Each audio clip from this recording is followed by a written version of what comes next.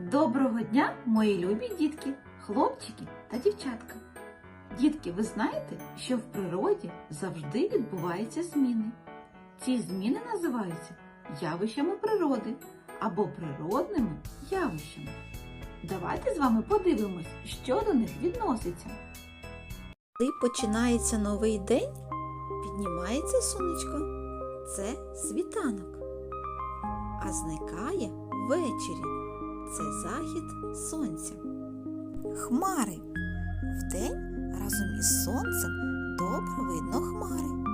Вони утворюються від того, що сонце нагріває воду у морях та річках, а потім крихітні крапельки води піднімаються у повітря і там з'єднуються, утворюючи хмари.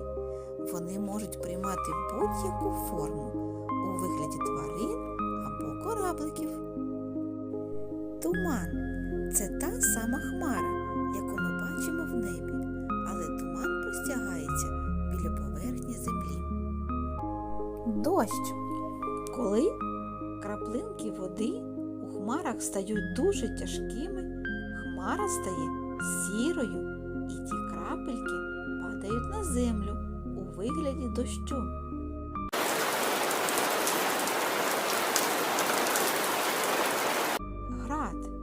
Град – це маленькі кусочки льоду, холодні крапельки дощу, які не встигли розтанути.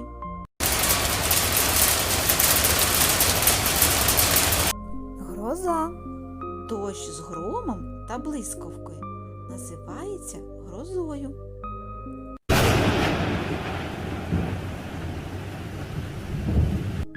Веселка. Веселка з'являється після дощу. Вона виглядає як дуга, має різнокольорові барви.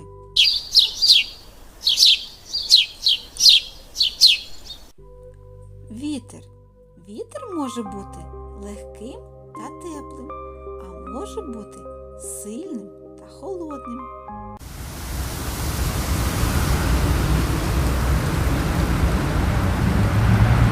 Сніг.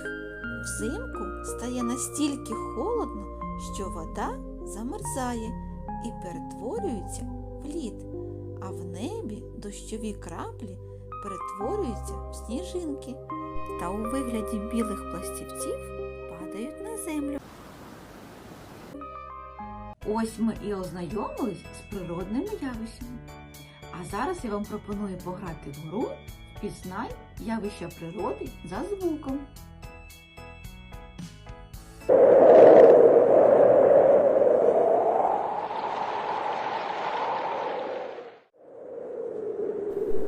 Вітер, правильно, дід.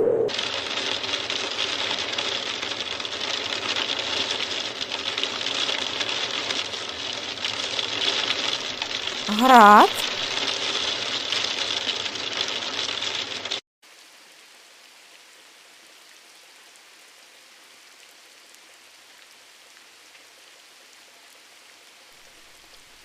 Дощ.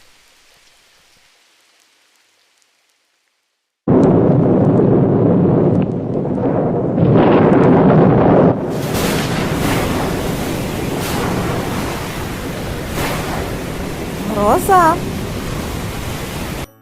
Молодці, дітки, все правильно відповіли. Дітки, давайте пригадаємо, з якими явищами природи ми з вами сьогодні ознайомились. Світанок, захід сонця, хмари, туман, дощ, град, гроза, веселка, вітер та сніг. Молодці, дітки, як ви гарно все запам'ятали, які ви в мене розумнички. А наразі, дітки, до побачення. Гарного вам дня! Бувайте!